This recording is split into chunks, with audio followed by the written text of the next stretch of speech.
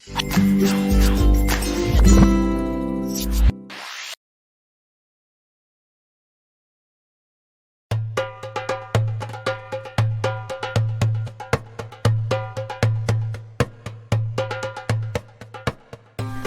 penduduk kerajaan Babilonia mempunyai kepercayaan menyembah berhala, lahirlah seorang utusan Allah yang bernama Ibrahim. Beliau adalah putra dari Azar yang merupakan keturunan dari Nabi Nuh alaihi salam.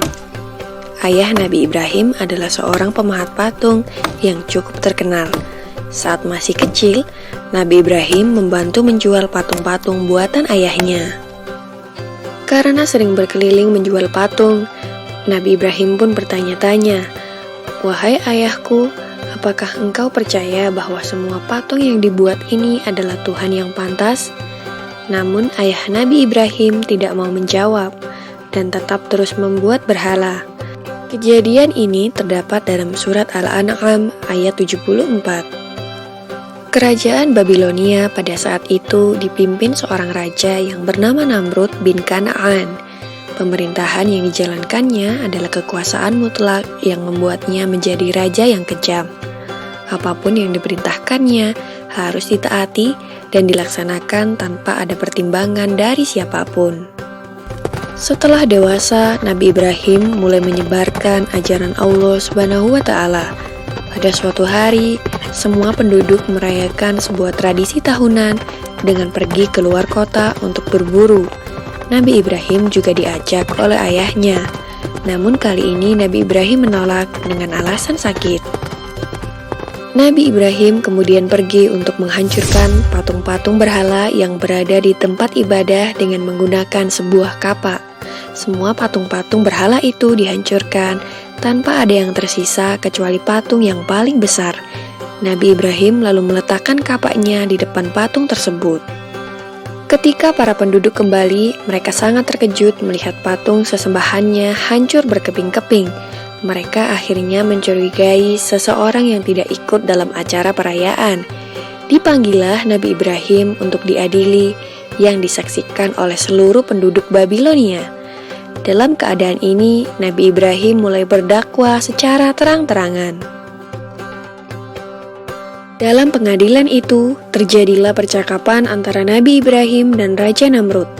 Diawali dengan Raja Namrud yang bertanya kepada Nabi Ibrahim, "Siapakah yang menghancurkan patung-patung ini?"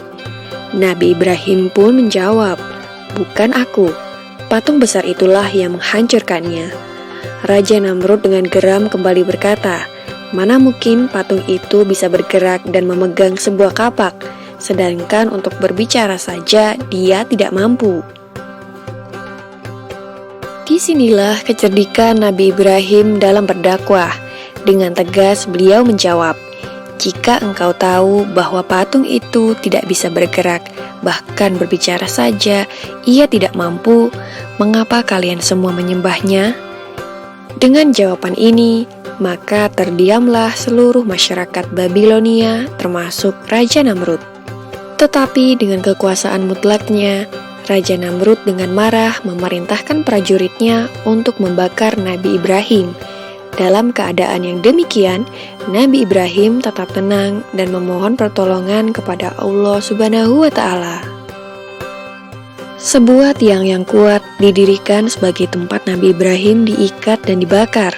Setelah kayu sudah siap mengelilingi Nabi Ibrahim, disulutlah kayu itu dengan api atas perintah Raja Namrud. Api itu dengan cepat mulai membesar. Masyarakat Babilonia pun mulai bersukaria melihat Nabi Ibrahim dilahap api. Namun, alangkah terkejutnya para penduduk karena Nabi Ibrahim tidak terbakar. Beliau masih utuh sempurna tanpa adanya luka sedikit pun. Ternyata doa Nabi Ibrahim dikabulkan oleh Allah Subhanahu wa Ta'ala. Permohonan agar diselamatkan dari api yang besar dan menyala ada dalam Al-Quran Surat Al-Anbiya ayat 69. Maka selamatlah Nabi Ibrahim dari kobaran api yang amat besar, sehingga penduduk menjadi takjub terhadap mukjizat Nabi Ibrahim. Mereka kemudian mulai mengikuti ajaran Nabi Ibrahim dan hanya menyembah Allah Subhanahu wa Ta'ala. Demikianlah kisah Nabi Ibrahim alaihissalam yang tidak luka sedikit pun meskipun dibakar api. Semoga kisah ini dapat mempertebal iman kita untuk percaya terhadap kebesaran Allah. Amin ya robbal alamin.